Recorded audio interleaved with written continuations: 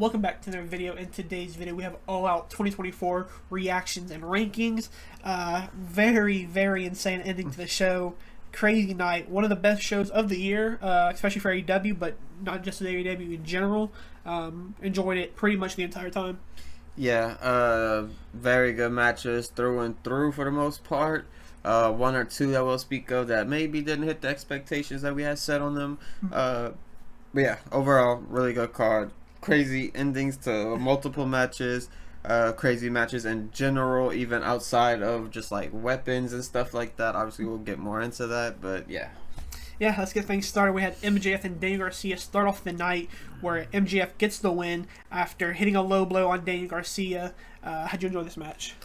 Yeah, this is the match that started the show off, and it was a banger. Definitely didn't expect it to start the show off. I thought maybe Ospreay or maybe even the Danielson match would start it.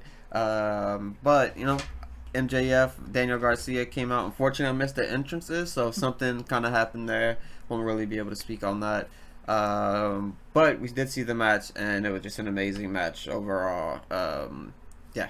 Yeah, this match was insane. MJF, after half the match, it gets a lot of the offense in, but then the other half, Daniel Garcia gets the offense in.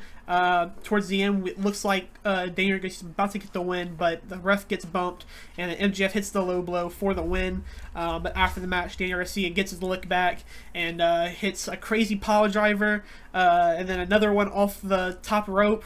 So MJF might not be around for a little while. But yeah, just a crazy match and a really good way to start the show. Yeah, everything he said, just a banger of a match altogether. It was just really good. And for the ranking for this one, I'm thinking, I mean, there were so many good matches on here, and this one was an amazing match. But unfortunately, it's not even like a top 3 match. It might fall at my number 4, I'm thinking right now. Yeah, I'm going to put it at 4 for right now. I know in our recent rankings, we haven't really had a lot of moving up and down, but I think this one will definitely see some movement. But next up, we have the Young Bucks take on the BCC for the Tag Team Champions, and Young Bucks get the win. How'd you enjoy this? Yeah, pretty good match altogether. Nothing too crazy, too special in this one. Altogether, this match I just wasn't really too excited for going into it. But, you know, the Young Bucks always put on a good show, as well as Claudio, Willie, Yuta. We'll see more from them later on tonight. Matter of fact, multiple times throughout the night. But yeah, I mean, they just did really the spots that you kind of expect from a Young Bucks match and a BCC match, basically. Yeah, one thing about Young Bucks matches as of like the past, you know, since this title reign really is we got a lot of the same matches we got before. We had the Acclaimed match, we had the FTR match, we had the FTR and the Acclaimed match. So it was really refreshing to watch new people get involved with them, and I think this match was really good. It's one of their best matches probably of this reign since losing the belts. But yeah, just really enjoyed it. Very good. What do you have it for our ranking though? It's gonna end up somewhere on the bottom half, unfortunately. Maybe even all the way at the bottom. Yeah, I think I'll just say 7 for now. But yeah, like you said, we'll probably do some moving around later. Yeah, I'm okay with putting it at the 7, but I'll probably would have put it more towards the 6, but yeah, cool with this. Next up, Ospreay and Pac for the International Champion. Ospreay gets the big win. How'd you enjoy this one? I mean, this one was everything you kind of expected it to be going into. You expected a lot of high flying, just a lot of just everything, just in the air. You know, aerial assassin, as they call them. But yeah, there was moments of Ricochet also being shown throughout the match, just him backstage kind of watching on the monitor. There's more of that later on after the match as well. And yeah, this is, like I said, this is just kind of everything you expected this match to be, from corkscrews off the top rope to, I don't even know the names of half of the moves they were doing, to be completely honest with you. But just all the flip moves that you can name, they did pretty much all of them. Yeah, I mean, it was just an amazing match. Like, just, I can't even explain. Like, literally, I'm almost like lost for words on this one, just because it was so like fast paced, and I just don't even understand how they have their cardio so good to even be able to do like that type of wrestling consistently. Yeah, Impact just continues to prove that he is truly one of the best professional wrestlers, and it sucks that he has pretty much, unfortunately, got injured so many times throughout his career where he could never get that momentum enough to get to that big stage, because he is so good and one of the most talented guys on any roster he's on. But yeah, just really enjoy this match. Yeah. After the match, also kind of talk about now, Ricochet and Ospreay finally had the first interaction with one another. But yeah, pretty cool. The promo I didn't really like from Ricochet, if I'm being completely honest, but it is what it is. So yeah, should be getting Ospreay versus Ricochet sometime down the line. Yeah, we've seen, Ospreay basically has called him out, so he has to get wins under his belt, and he has to talk to Tony Khan to, get some matches and whatnot, and Ricochet basically just said that he has that in motion, and he's coming, yada yada. But for the ranking of the match, this one is gonna be on the top half of the card for sure. I'm thinking 2 or 3. Probably 3. Yeah, I'm leaning more towards 3, obviously because the match was coming up. But yeah, really enjoy this. Now, obviously 3 is obviously a good ranking, but this is still a really good match. So yeah, I'm gonna put it at number 3 personally. Okay. Next up, Willow Nightingale take on Chris Statlander in a Chicago street fight, and what an absolute show stealer. These women, I think, at least speaking for myself, I thought they weren't getting a lot of time, and they actually got a decent amount of time, but they went crazy for the entire match. How'd you like it? Yeah, this was a feud that I've been behind for a really long time now. This is one of the kind of storylines that I do really like in AEW at the moment. There's been some unfortunate things happen with them, like being on pre-shows and whatnot. But that's just kind of what happens. You got to make time, and at least they were on the show in general. But like I said, this is one of the ones I was most excited for, so I was really into it. I was really hoping to get a very good ending, and they delivered on that for sure. We've seen everything from light tubes to thumbtacks to getting speared off the entrance ramp through tables. Swanton through the table. Yeah, immediately just going through the announce table as soon as the match starts, essentially. Just so many just cool spots here. Willow always puts on a great show. Same with Chris Statlander. Willow, I've been a fan of for a pretty long time now as far as like my watching of AEW, but Chris Statlander is definitely growing on me as well now. Yeah, and I already knew as soon as Willow came out, she had her hair in a different style and wore some different type of attire, so I already knew what crazy was going to happen. But yeah, like I said earlier, absolute show stealer. For rankings, if I'm being honest, not only was it a great match, but I think it gets boosted up because of how unexpected, I guess you could say it was. So for me personally, I'm going to put it number 2. Yeah, I agree as well. Same. I'm going to go number 2. The fact that this just had the storyline going into it as well that I really liked. The promos they've had, the interactions with Stokely throughout the match, and just from their past history and everything. And yeah, just a great payoff to the turn that Chris Statlander did. I'm happy that it paid off for her because it seems like she does have more kind of momentum right now. And yeah, I'm excited to see what she does next. Yeah. Next up, we have the Fatal 4 for the Continental Classic Champion, where Okada does get the victory. And what do you have for this one? Or how'd you like this match? Yeah, this one I had maybe too high expectations of. I expected it to be just some crazy match. Unfortunately, we didn't really get that. There was some very cool moments in here, as you would expect from the people that's in the match. But didn't really live up to my, I guess, standard of the people who's in the match. Obviously, we have Okada, Takeshita, Mark Briscoe, and Orange Cassidy. So it's like, with that group of people, you would think, some kind of classic is going to happen, but it just didn't hit this time. Just a lot of slow-paced stuff, and yeah. Yeah, I really got taken out on this part because at one point throughout the middle of the match, they did 12 suplexes to each other, just rotating, and Orange Cassidy was trying to get his in, but then he ends up turning one into a stun dog millionaire. But that kind of really took me out of the match. And if I'm being honest, the first half I really didn't like, but that's towards the end, that last bit of action between everybody was pretty good, and that kind of made me enjoy it a little bit more. But like you said, did not meet my expectations, so I'm being completely honest. I did like the fact that we kind of got the teeth between Takeshita and Okada. We didn't get a full moment between them two, but after the match, Okada was on the top of the ramp, and then Takeshita was on the apron. He was kind of making eye contact saying, I still want another shot at you. But yeah, really cool for that. But overall, not a great match. What did you think about ranking wise? After doing some rankings, I'm thinking 6 or 8. Maybe even move the Bucks up. Yeah, that's what I was saying. I was thinking I'm moving the Bucks match up to 6, and then the Okada match to 7. Yeah, I like that. Move the Bucks to 6, and then we're gonna do the Fatal 4-Way at 7.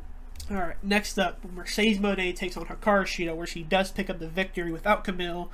How do you feel about this match? This one, I kind of spoke with you before we started recording about kind of how I've been feeling about her run. She kind of started off going against Willow as a feud where she has chemistry with someone who she already been in the ring with in the past in Japan. And so I was pretty happy with how everything was going on. I knew the match was gonna be pretty good, and it was really good. But moving forward after that, we really didn't get a whole lot as far as the matches. I kind of told you as well, like I said, that I just had very high expectations of it because a lot of people say she's the best. I personally don't think so. Not that she's far down on my list or anything, but I just don't think she's the best. And yeah, this was another one of those matches where it's like I had high expectations again, and it just didn't really meet them. I thought Hikaru Shida is someone who I really do like, so that's kind of why I had high expectations, because obviously I like both of them. They're both really good. But yeah. Yeah, this match, like you said, did not meet expectations. I honestly just feel like, to be completely honest, I think it might be lack of story between the two. It was abrupt. Obviously, Mercedes just had the match at All In, so you kind of have a quick turnaround to All Out. So I kind of give them the benefit of the doubt, but I think I just didn't have that emotional attachment to the match, so kind of just wasn't into it too much. But yeah, in ring wise, it wasn't even that bad, to be completely honest. The one spot I didn't like was when Hikaru Shida gets like the kendo stick and she's about to hit her, but then she doesn't, and then she still hits it on the mat, and it's kind of a bit weird. But I guess it's kind of like a stalling moment in the match. But if I'm being completely honest, ranking wise, I'm probably gonna put it at number 8. Yeah, it definitely has to go at number 8. Definitely doesn't mean that it's a bad match, like I said. But as far as the match card goes, I think this one does lie in the last spot. Yeah. Next up, in the last official sanctioned match of the night, we had Bryan Danielson take on Jack Perry for the AEW World Champion, where Bryan Danielson gets the win. How'd you like this one? Yeah, this match was, I guess, kind of on par with what I thought it was. A lot of people had high expectations for it. I didn't really have high. I thought it'd be just a good match, and that's pretty much what it was. It was just a really good match. Great match from for Jack Perry, obviously, to just be in the position to go for the world title and face Bryan Danielson on his last kind of few matches or whatever. So great for him. For Bryan Danielson, just seemed better. Would have preferred someone else to be in that spot. I just don't know exactly who as of now. Yeah. I'm obviously a big fan of Bryan Danielson, and even for me, one thing I don't like about some of his matches is that it kind of takes a little bit too long sometimes to get into the match and really get like the momentum going, and it kind of felt like that in this match. They traded their moves, and Jack Perry got a good bit of offense in, but it wasn't until like the later half where I was like, okay, we're picking up now, and things got a little bit better. But yeah, still a solid match. Probably one of Jack Perry's best matches, I'd say, especially this year. But what put it that high on the Bryan Danielson match ranking this year. But like I said, still a solid match. Yeah, unfortunately, we have 2 spots left, 1 and 5, and it's not going 1, so this one is going to go 5. Yeah. But since we're kind of done with the actual match itself, kind of talk about after the match. After the match, Luchasaurus comes in and attacks Danielson, and then kind of got a little stare off between Luchasaurus and Jack Perry for the first time since their big split. And then Christian starts walking out, and then Jon Moxley kind of evens the odds and steps in and makes sure he doesn't do anything. Then the rest of BCC plus Pac comes in, and then after they kind of scare off Christian, BCC gets in the ring, and then what happens? Well, they get in the ring, and you kind of felt it coming, I guess, at this point with the stuff with Jon Moxley leading up to this event.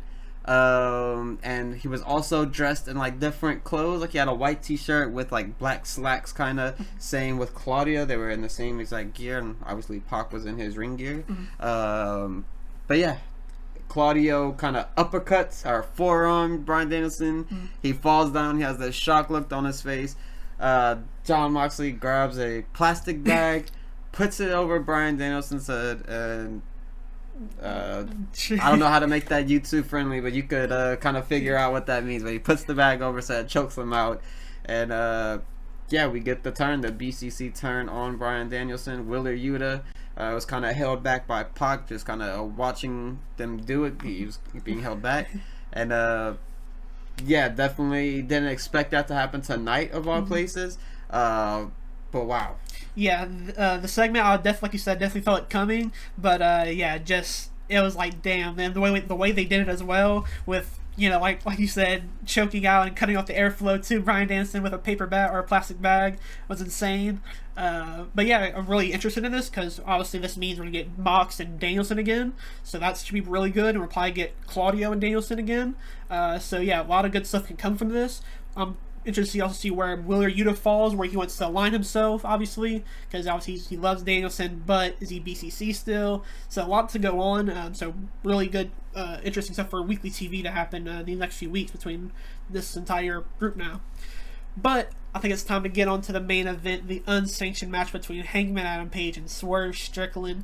Now, if you thought the Moxley spot with the choking out was crazy, and you thought the Willow and Chris stuff was crazy, this one went even crazier.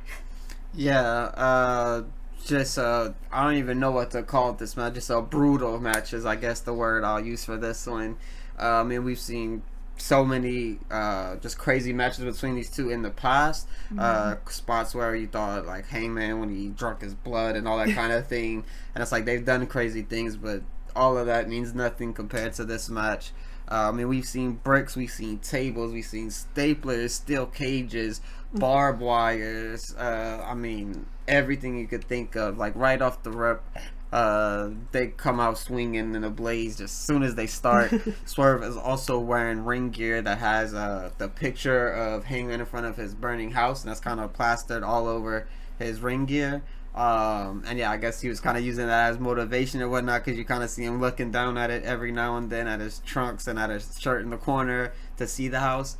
And yeah, I kind of let you take it, but this match was just a brutal one, as I said. Yeah, so as you mentioned, we see barbed wire where Hangman does his springboard lariat with the barbed wire wrapped around his forearm. We see a table where Swerve does the Swerve stomp through a table off the top rope, which is pretty crazy. Then, like you mentioned, a cinder block was introduced, and Swerve gets powerbombed on the cinder block. Hangman gets, I think he gets powerbombed on it as well. I don't remember. No, he didn't. Oh, I think he was about to, but then he gets out. But yeah, and then Hangman got the like a tiger driver kind of thing. Remember? Yeah.